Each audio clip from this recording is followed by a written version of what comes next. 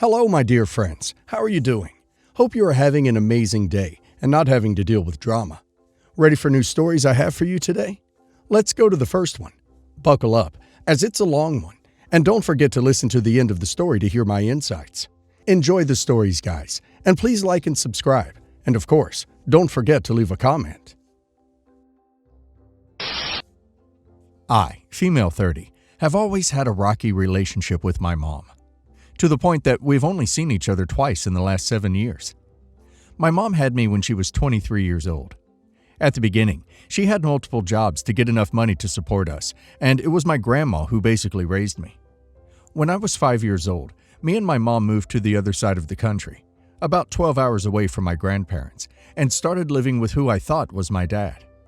While we were living there, I took ballet classes from age 6. I loved it immediately. I started attending them daily and was very good at it. My ballet teacher started preparing me for the admission process of the National Ballet Academy in my country. Along the years, my parents had my 2 sisters, 10 and 12 years younger than me. During my childhood, my parents would not always treat me the same as my sisters. Basically, there were no hugs, kisses, or nice words towards me. However, my sisters had all their attention. If my sisters were upset, it was automatically my fault. It was expected of me to ensure my sisters were ready for school, entertain them, bathe them, while my mom was staying at home or working part-time. As you can imagine, after high school, dancing 4 hours a day Monday through Friday and 8 hours on Saturdays, and keeping my academic record impeccable, I did not want to be responsible for 2 toddlers that were not my children. However, my mom always said it was my responsibility, as I was the older sister. This led to multiple confrontations between the 2 of us, in which my mom would end up insulting and humiliating me in multiple ways, and my dad would be on her side, always. When I turned 14, my ballet teacher and the high school psychologist called my mom as they were very concerned about me. I kept losing weight. My weight was 38 kilograms at my lowest point, was obsessed with avoiding people seeing me eating, and basically they were suspecting I had developed an eating disorder. She denied the same and asked them to mind their own business. I was very close to my ballet teacher. She was like my second mom. She did not listen to my mom and kept promoting me to attend therapy, going with me out for dinner and treats, and basically keeping me afloat. After a year of hard work, I was in a much better place, even though I still have body dysmorphia to this day. 2 months before I was attending the selection program of the Ballet Academy, my mom told me we were moving away within that week. I was shocked. I couldn't believe it. I called my ballet teacher crying, and she called my mom and tried to convince her to let me live with her until I attended the exam, as there were many chances I would get a scholarship. My mom would not allow this, but agreed that I could continue dancing after moving, and we moved that week. I cried for the 12-hour drive. The new place was 1 hour away from where the rest of my family was, but between the moving and the search of schools, high school, we only met the family once, and I was basically 3 months at home, not knowing anybody, without friends. It was the loneliest summer I had. Every time I asked my mom about restarting dancing, she would change the subject or say she was too busy to even think about it. After I started high school that year, I started searching ballet schools myself and found a few within reasonable distance. However, my mom point-blank forbid me to attend any of them and told me I would never join ballet again, which just broke my heart. In the following months, we did not speak much, just could not trust her anymore. I started making friends and met my first boyfriend. Every time I would go out with my friends, my mom would force me to take my sisters with me. Even when going out at night, I needed to bring my 7- and 5-year-old sisters. It was ridiculous. They were not easy kids to take care of, not listening. My middle sister having multiple food allergies and acute asthma episodes quite frequently, and my youngest sister just in the wild state, needing supervision all the time. I started to despise them, and I'm not proud of it. In the meantime, my relationship with my dad was based in cold stares and instructions. I cannot remember any nice gesture or word to me since I have memory. However, he was always joking and playing with my sister. He did not like it if I called him dad or father, and wanted me to call him by his first name, Peter. Even my granny and auntie from his side were not treating me the same as my sisters. Organizing birthday parties for them, coming to their school performances, giving them nice presents for Christmas and birthdays. However, never came to any of my recitals, or even gave me presents more than a card or a pair of slippers. One weekend, when I was 16, we went to visit my grandma, who raised me until I was 5. One time that we were the two alone, while Mom, Peter, and sisters were out shopping, she asked me how was my father. For a second, I thought my granny had lost her mind, as he just left the house, and asked her what she meant with that. And she proceeded to tell me that my mom's husband was not my real dad. That she just hooked up with a guy once, got pregnant, and then the guy left her when he got the news. I was shocked. Yes, again. I asked her if she was sure, and she confirmed. She said that my other grandmother, the real father's side, used to come by my birthday parties until I moved away when I was 5. And something clicked in my mind. That's why all of them were treating me different. They did not consider me part of the family, and probably my mom despises me. At that time, I didn't mention it to my mom, as I needed to process it all by myself. I started avoiding to go home. Very often, I would stay at friends' houses for several days at a time, leaving 2 or 3 hours before school, just to try to get out as soon as possible. Coming back late, even pretending I was out studying. My mom did not like that I could not take care of my sisters, and we kept having arguments about it almost daily. She kept commenting I was gaining weight, how big my bottom looked, why I had such big ankles. And those comments would hurt the most, as I suffer from dysmorphia, even now. One day I could not take it anymore and exploded. Told her, crying between rage and sadness, that I knew everything about my real father and why they never treat me as their daughter. My mom got pale and then furiously asked who had spilled the beans and that people should mind their own business. I told her it didn't matter who told me. What matters was that she kept it away from me and never her or her husband treated me right. She accused me of wanting to hurt her and Peter by speaking of my real father, and she stopped talking to me for a month. Every time I try to talk to her about it since then, she shuts down and leaves. All I know about my real father is through my auntie and cousin. She is my soul sister, who lived near him and talked to me about him. Just to be clear, I have no interest in meeting him, not because he left my mom, but because he had several chances to meet me and build a relationship with me, and he didn't even try. However, I wonder what kind of a relationship I would have had with my grandmother. She died a few years before I knew all this. At the time, I had my first boyfriend, Adrian, 17, who was super handsome. However, things were not good. He often disappeared for several weeks at a time, our mutual friends not knowing where he was, and then showing up like nothing happened. I should have left him the very first time, but I just lacked affection and attention for so long that I was just happy even if he often never answered any messages or only met me once a month. My mom was aware of the situation, as his mom and mine were friends. After 3 years of being on and off with Adrian, I decided to break the relationship finally. He did not take it well, spreading rumors about me and calling at late hours from unknown numbers. But after a couple of weeks, he went silent. By that time, I was in first year of university in a nearby city, doing general nursing and staying away from my house as much as possible.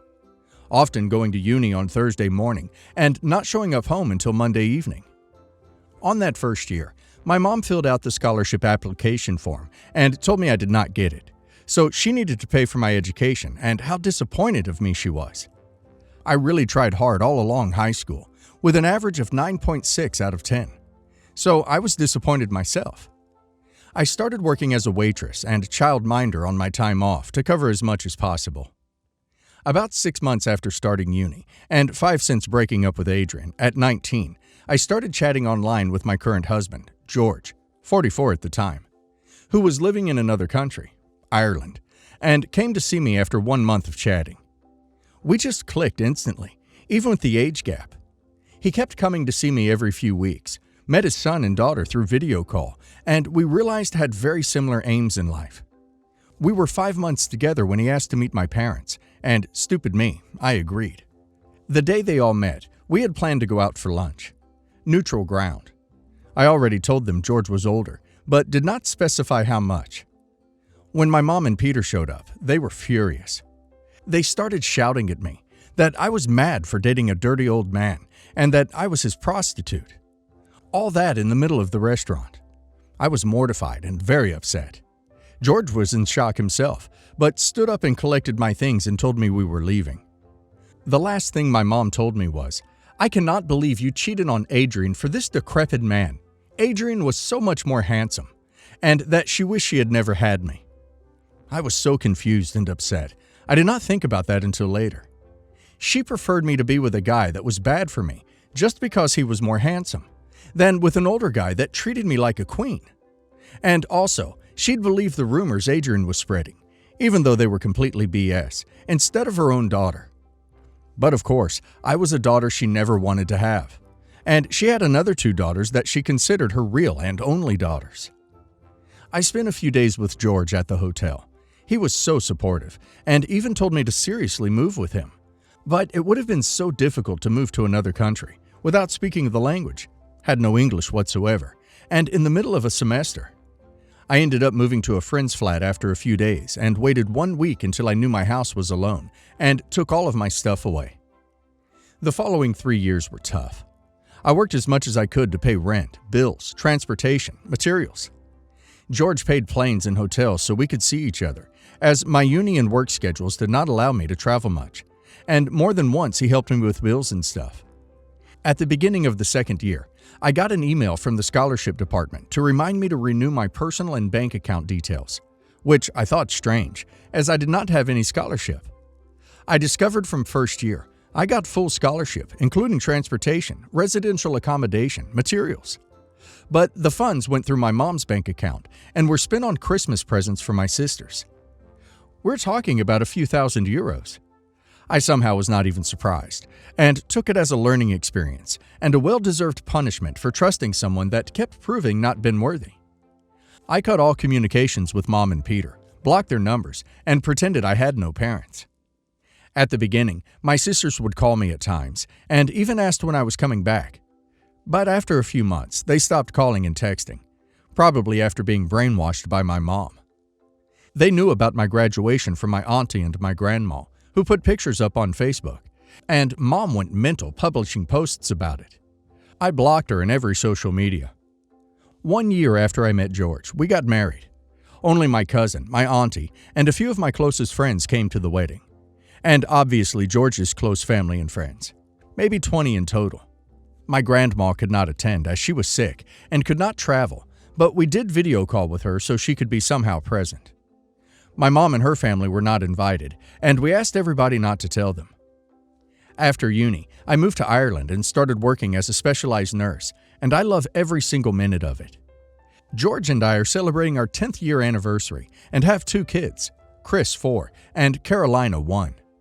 We've had our issues, but have worked through them as a team, and we're doing very well financially too. In the last 7 years, I met my mom twice. Once when I came back to sort out some issues with a legal document, short after my graduation.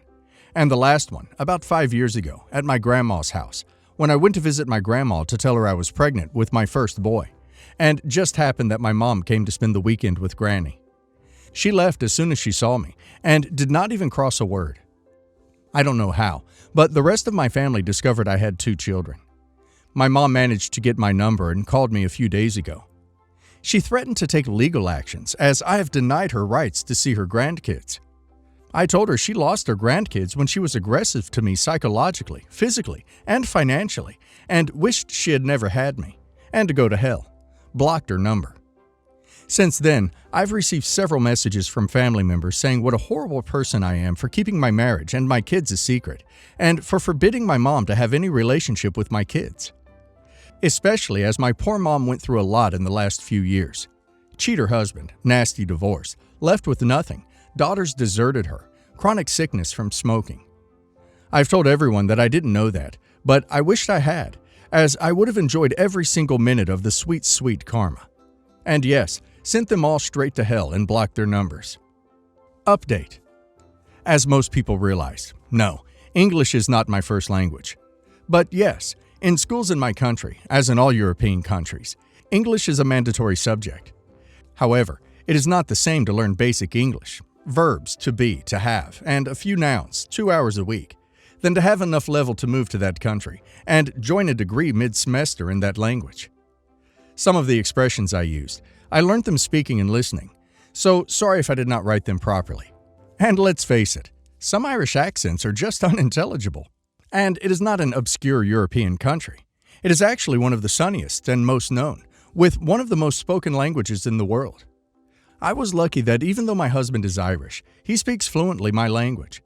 Half of his family is from my country, and he's been visiting several times along his life.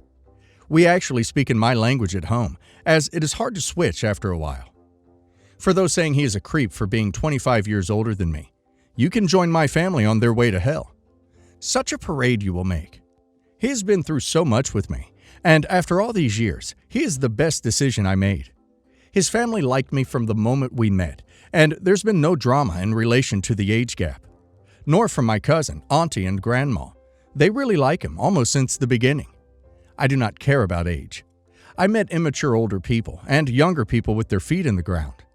My best friends are 59, 41, and 24 years old, so we make a very colorful group.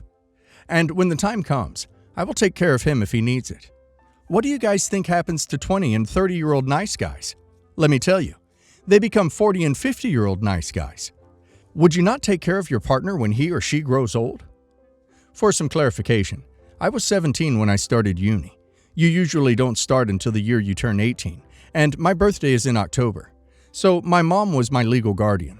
That's why she applied for the scholarship. I don't know in other countries, but in mine, the scholarship is paid per year.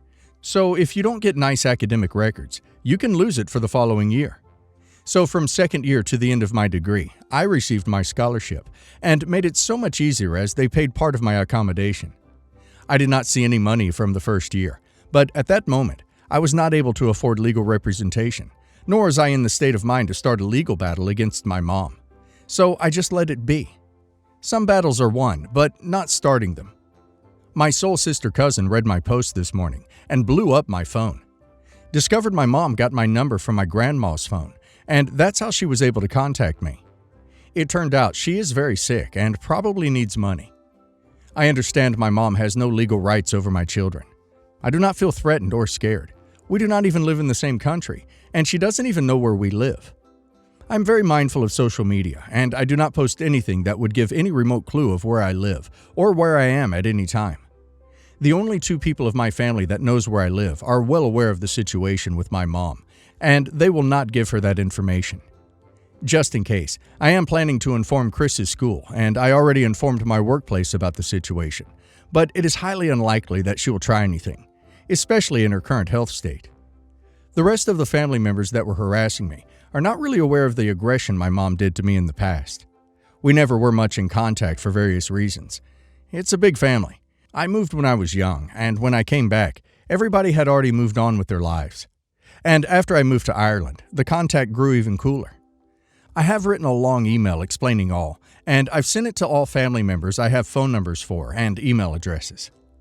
One of my sisters called me after reading it. She said she didn't know half of the story. She was only 9 when I moved away from home, and the youngest was 7. They were not aware of what was going on, and in the following years, my mom used to speak very bad about me to them. She wants to reconnect and is sure the youngest will think the same. I'm trying to organize a meeting with them on my next holiday, even though I'm very cautious about it.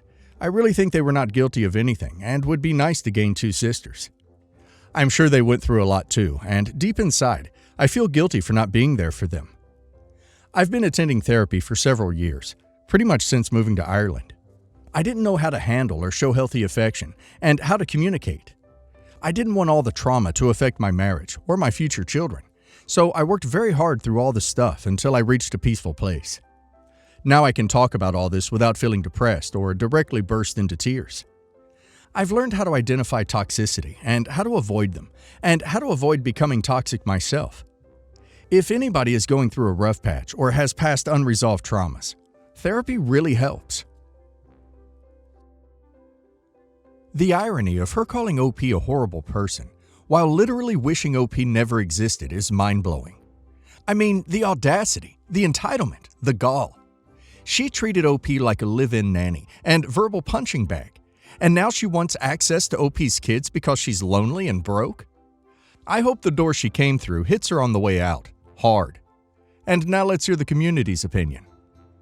Your mom didn't just drop the ball, She spiked it into the ground and danced on it while calling you selfish for trying to pick it back up. The way she sabotaged your ballet career was unforgivable. But stealing your scholarship money? That's next-level evil. She didn't raise a daughter. She raised a scapegoat. I'm so glad you got out and built a beautiful life despite everything. I'm actually in tears reading this. The emotional, financial, and psychological aggression you endured would have broken most people. But instead, you became a specialized nurse, built a family with someone who respects and loves you, and protected your kids from repeating the cycle. That's not just surviving, that's thriving. Your cousin sounds like a real one too. Bless her. Let's get one thing straight. Your mother has no rights to your children. She lost that privilege when she emotionally starved you, humiliated you in public, and cashed in your scholarship for Christmas gifts like you were Santa's dirty little secret. She can rot in the toxic dump she built for herself. The fact that you still have empathy for your sisters shows how strong and compassionate you are. I, 40 female, allowed my stepdaughter, 24, to take over payments on my second vehicle. She missed a couple of payments, so I paid the loan off so as to not affect my credit.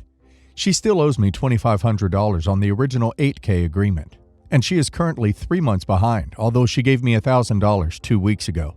She recently bought herself a new car, but she said she still wanted mine.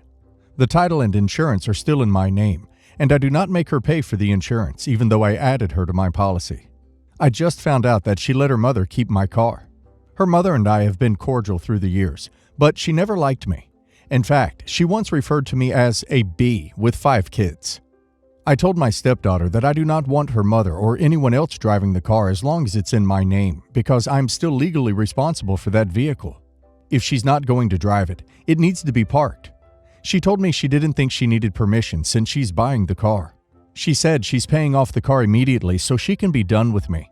I only agreed to sell her the car because she was struggling, but now I'm the evil stepmother? Am I the a-hole?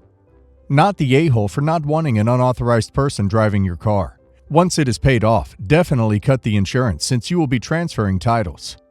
Not the a-hole. In fact, I think you've been quite generous. She can do whatever she wants with the car once it's paid off and in her name. Until then, it's still your vehicle and she needs to respect your wishes. Not the a-hole. You own the insurance on it and she's putting an uninsured driver in the driver's seat. She was also behind on payments, and she bought another car instead of making the payment she already owed? You tried to help out someone you thought was struggling, and they're putting you in a position where your credit and insurance can get damaged. She wants to be done with you. To be honest, I'd cancel any insurance policy immediately and tell her to get her own since she's going to be putting uninsured drivers in there. Me, 47 female, and my ex-husband Carlos were together for 16 years. He had a son before our marriage, Dylan, 24 male. We had 3 children, 17 female, and 15 male together. Carlos has always shared custody with his ex regarding Dylan, and both have been very active in his life. Obviously, I never treated Dylan badly, and I helped and raised him like he was my son too, but I always respected the boundary that I was just the stepmother. We have a great relationship. It is worth mentioning that 5 years ago, he had an accident and broke his femur, so his legs are different in size and he feels pain because of that, 5 centimeters.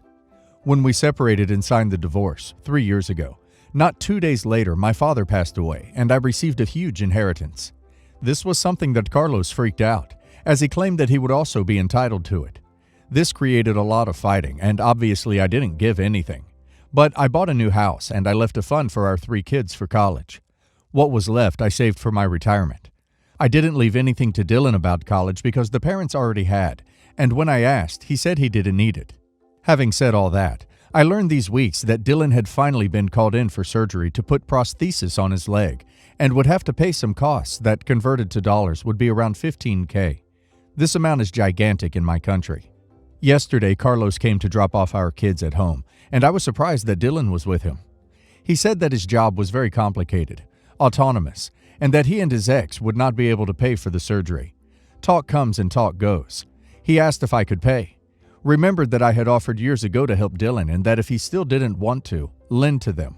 Keep in mind that this $15,000 constitutes 50% of one of my children's funds. And the money for my retirement, can't touch. I said I'm sorry, but it was too high a value, and that I could help with $2K, but $15K, no, and that I offered 3 years ago to help and he refused, so I made other plans with that money. Dylan and Carlos got mad, more Carlos, started screaming, and I got pissed off, taking my offer of help and kicking them out of my house. Since then, I've been getting messages from everyone, my family, his family, ex's family, saying that I can help even more because it's something health, and that Dylan felt so much pain that it was inhuman to turn my back on someone I helped to raise, that I have $90K saved for my children. Am I the a-hole? Not the a-hole. Anyone who calls you, ask them how much they donated for his surgery. No one is entitled to your money but you. Not the a-hole. Dylan has a mother and father, and none of them are entitled to your money. You made an offer of money previously which was not accepted, and that money has now been allocated elsewhere. You offered a contribution, and this was obviously not acceptable. They could have taken this towards the procedure, but didn't graciously accept, but demanded more. You have no responsibility in this scenario. Not the a-hole. I bet Dylan must have known 3 years ago that this surgery would come one day, and that he would need money to pay for it. It wasn't smart of him to deny your offer at the time. Now he's come back asking for money after all, but that money has already gone elsewhere. You offered to give him what you could still miss, $2K, which, let's be honest, it's still quite a big deal of money. Now he and his dad are being seriously ungrateful and immature by not accepting that money and thanking you from the depth of their hearts, but actually getting angry at you for not giving more. The opportunity for more simply passed when he said he didn't want it. Now you've assigned that money elsewhere, and that's your good, right? It's your money. Hell, you're not even responsible for Dylan, so you're being really generous by offering $2K to pay for his surgery. No one other than yourself is entitled to your money. I wonder how much the people harassing you about it have donated to him. I have a 21-year-old stepdaughter who I've been in the life of since she was 2 years old, when I began to date her father, and when she was 5, I became her stepmother. My husband and his ex-wife live in the same town, so my stepdaughter would always alternate houses every week, and despite her being an adult now, we're still close. She is marrying her boyfriend of 5 years in May. I know for a fact that they can't afford to get her dream dress, as she's talked to me about it. I have a good job, and I love her like she's my own daughter, so I told her I'd buy her whatever dress she wanted as my wedding gift to her. My husband was there when I made the offer, and had no problem with it, so that isn't a concern. The issue, however, came up when her mother found out. She came around demanding to know where I got off offering to buy her daughter a wedding dress, and that I had no right to do this, and what if she'd wanted to buy the dress. I did feel bad about this and suggested we each pay half of the dress, but she isn't happy with this, and said she can't afford the kind of dress I could, and now I've gotten my stepdaughter's hopes up for any dress she wants. I suggested that she just pay whatever she is comfortable paying, and I'd cover the rest, and she can just assume her mother and I went half on it, but this was also shot down. My husband asked her what exactly she expected then, and she thinks I should withdraw the offer entirely. But I don't know how else I can make this right. My husband ended up kicking his ex-wife out of our house and calling her unreasonable, and that she should remember this isn't about her, but I feel guilty over upsetting her. I didn't think it was out of line to offer this, as I've been part of my stepdaughter's life for 19 years. Was I out of line with this? I am worried this could cause drama on the day. Not the a-hole. Your stepdaughter's mom is making this about her personal insecurities, instead of about what's best for her daughter. Shame on her. If there's any drama on the day of, it's all on her. You haven't done anything wrong. Her mother could have thanked OP for offering to do this. She needs to put her pride aside and appreciate the gesture and the happy look on her daughter's face. She is the mother and always will be. She'll have the picture moments, etc. It's sad that she made it about her and not her daughter. Try to have someone else she's not defensive with talk to her, the mom, and get her to see the light before she ruins all the good memories and the wedding itself. Talk to the daughter and tell her that her mom just wanted to provide the dress and is hurt that she can't afford to buy the costly ones. Her anger is disappointment. Do your best to keep the drama down so the wedding's not drama city. Email the mom if you have to, and try and calmly explain that you're not trying to upstage her, but instead make her daughter happy. Not the a-hole. What an incredibly generous gift.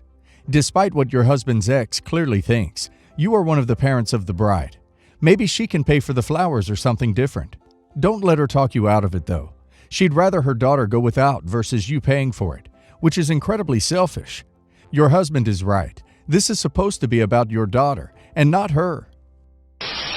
My wife and I have been married for 6 years. We have careers, and we both bring in a lot of money. I'm telling you this because I want to make it abundantly clear that money isn't the problem here. My brother-in-law is a great guy, but he's had his fair share of hardship. He had a crappy upbringing riddled with intense emotional aggression from his various stepmothers and not fitting in with school. He got into smoking and alcohol at a young age. He keeps getting arrested for petty things, and the fines are piling up. Her parents originally funded this lifestyle, but have since cut him off because they couldn't financially handle it anymore. We all thought he might finally learn not to get into trouble and would get his life together a little bit. I also feel like it's relevant to mention he's 8 years older than her. She's been giving him roughly $1,000 every month for the past 6 months. I knew he had to come ask her for money a while ago, but she told me she wouldn't give him any money. It's also relevant to note that my wife has mental health problems. She feels worthless and unworthy of love if she isn't providing constantly for the people around her. She's been in therapy for 2 years, and I thought she had been making progress. She is very sensitive and easily manipulated. I called him and basically blew up at him for exploiting his little sister, knowing about her mental health and insecurities. He blew up back, saying that he needs the money because he's in a financial rut. I told him he wouldn't be in a rut if he screwed his head on straight, and to stop asking her for money because we all know he won't pay her back. I also told him it isn't her responsibility to pick up his messes for him, and that he should be ashamed of himself for using the money she gave him on alcohol when he swore up and down it was for rent and car payments. It infuriates me that her kindness was taken advantage of, and I don't regret saying what I said to her brother. But her entire family is furious with me and urging her to reconsider her relationship with me because I was insensitive. They're also upset with me for trying to be a wedge between her and her family, which is absolutely not my intention, but I see how it could be taken that way. Finally, the thing they're most angry about is me getting involved with their family. She is going to meet with her brother to discuss more options to help him in alternative ways. I suggested rehab, and that I would even finance it myself to show that I do genuinely care about him and his needs too. I just care about my wife more. However, their claims are getting to me. I don't feel bad for yelling at her brother, but should I? Not the a-hole. Brother-in-law needs money, he can get a job. Your wife lied about giving him money, plus $1,000 a month for 6 months. That's ducking excessive. If their family is so concerned for brother-in-law, maybe they should pay him, but it isn't your wife's job to do so. Not the a-hole. Your brother-in-law knows that your wife is an easy mark and is absolutely exploiting her. I get where people are saying you should have spoken with your wife, but it sounds like she was raised in a family of enablers and needs to continue working on her normal meter before she's going to have the tools to stand up for herself. Good on you for having her back. Suggestion for the brother. Convo to see if he's operating in any kind of good faith. Instead of just handing him $1,000 in cash every month, offer something specific that you can pay for directly. Rehab is good. Also, a one-time debt payoff or tuition to a trade program. If he turns something like that down, the cash spigot should be turned off. Everyone sucks here. Giving $1,000 a month to family should be a discussion between the couple. But you are treating your wife like an incapable child by reaching out to the brother instead of talking to her. My dad recently passed away at 96. While he was the most important person in my life, at times our relationship was strained and worsened after he remarried after my mom died 30 years ago. I've never gotten along with my stepmom, who's 20+ years younger than Dad. My 2 brothers, whom I'm not close to, get along with her better and don't live nearby like me. My dad had a turn in his health 2 years ago and was in palliative care at home. Thankfully, he rallied and in relatively good health up until a few days before dying. My stepmother had a number of caregivers who came in several days, weeks, and stayed overnight with him. For about a year, I spent up to 6 days with him, on my own, every 4 to 5 weeks, to give her a respite, time away. Last August, after a major disagreement with my stepmother, she limited my time with him to being supervised by a caregiver while visiting for a few hours once a week. My stepmother would give each of the caregivers a gift amounting to the monthly care costs in recognition of the care they provided my dad, and support for her. I think this is a nice idea. My dad didn't make such provisions in his will, but she thinks the gift should come out of his estate if my brothers, one is a lawyer and co-executor with her, and I agree to splitting 4 ways. My brother agrees. However, I have an issue in part because the costs of his care increased after I was no longer allowed to help care for him, which had cut down the costs. Also, my dad paid for all the household costs, his care, and paid her a monthly allowance. She has a substantial investment portfolio from her divorce settlement and will inherit the majority of his estate, based on a set amount with anything left over going to my brothers and me. My feelings about this are further exasperated by the fact that she didn't tell me his health was worsening until the day before he died. I hadn't seen him for several months due to virus. When I told her I wanted to see him, she replied I could have a short visit. I was shocked when I saw him, and was only able to spend about 10 minutes alone with him before he died less than an hour after I arrived. Also, my dad had asked me to write his obituary. Writing is part of my profession. She was aware of this, but when after he died, I said I would take care of doing so. She said he had wanted to write his own obituary and did so. However, the day he died, I saw a draft in his office in her handwriting that she had obviously started writing on her own when she knew his death was imminent. It was missing key details that he would have known if he had written it. I think she should pay for the gift from her own bank account, not their joint account. It's not as much about the amount, but more the principle. I'm concerned she is going to take retaliatory actions in the future if I don't agree to split the cost of the gift, and it will cause a rift with my brothers. Not the a-hole. She wants to give a gift? Let her pay for it. You are getting leftovers of the estate while she gets the bulk. No a-holes. It would be kind to help contribute, especially if your brothers agree.